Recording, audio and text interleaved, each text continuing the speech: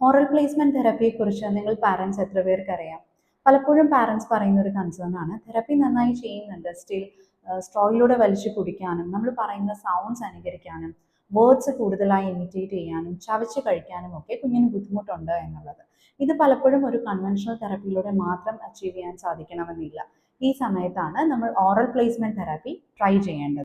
നമ്മുടെ ജോ, lip, tongue ഇത് നന്നായി മൂവ് ചെയ്യുകയും ഇതിൻ്റെ മസിൽസിന് നല്ല ശക്തി ഉണ്ടെങ്കിൽ മാത്രമേ നമ്മുടെ സ്പീച്ചും ഫീഡിങ്ങും സ്മൂത്തായി നടക്കുകയുള്ളൂ.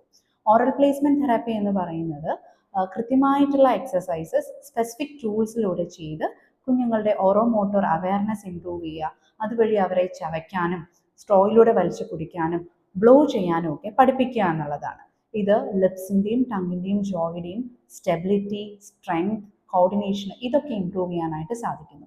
ഇത് വർക്ക് ചെയ്യുന്നതിലൂടെ അവരുടെ സ്പീച്ച് ക്ലാരിറ്റി ഇംപ്രൂവ് ചെയ്യുകയും നമ്മൾ പറയുന്ന സ്പീച്ചും സൗണ്ട്സും അനുകരിക്കാൻ കുഞ്ഞുങ്ങൾ ട്രൈ ചെയ്യുകയും ചെയ്യുന്നു. ഓറൽ പ്ലേസ്മെന്റ് തെറപ്പി അഥവാ OPT ചെയ്യുന്ന എക്സസൈസിങ് ടൂൾസിനെ നമ്മൾ ടോക്ക് ടൂൾസ് എന്നാണ് പറയുക. പലതരം ടോക്ക് ടൂൾസ് ഉണ്ട്. ഒരു ഓറൽ പ്ലേസ്മെന്റ് തെറപ്പി സർട്ടിഫൈഡ് ആയിട്ടുള്ള തെറപ്പിസ്റ്റിന് കൃത്യമായിട്ടുള്ള ടൂൾ സെലക്ട് ചെയ്യാനും അത് കൺസിസ്റ്റൻ്റ് ആയിട്ട് ചെയ്ത് ഇംപ്രൂവ്മെൻറ്റ് കൊണ്ടുവരാനും സാധിക്കും. Down syndrome, autism, apraxia, സെർവൽ പാൽസി, oral muscle weakness ഉള്ള കണ്ടീഷൻസിലൊക്കെ OPT നല്ല റിസൾട്ടാണ് തരിക. ഇത് നിങ്ങൾക്ക് പുതിയൊരു ഇൻഫർമേഷൻ ആണെങ്കിൽ ഉറപ്പായിട്ടും നിങ്ങൾ കാണുന്ന സ്പീച്ച് തെറപ്പിസ്റ്റിനെ ഇത് മെൻഷൻ ചെയ്ത് ഓറൽ പ്ലേസ്മെന്റ് തെറാപ്പി ഇമ്മീഡിയറ്റ് ആയിട്ട് സ്റ്റാർട്ട് ചെയ്യേണ്ടത് അത്യാവശ്യമാണ്.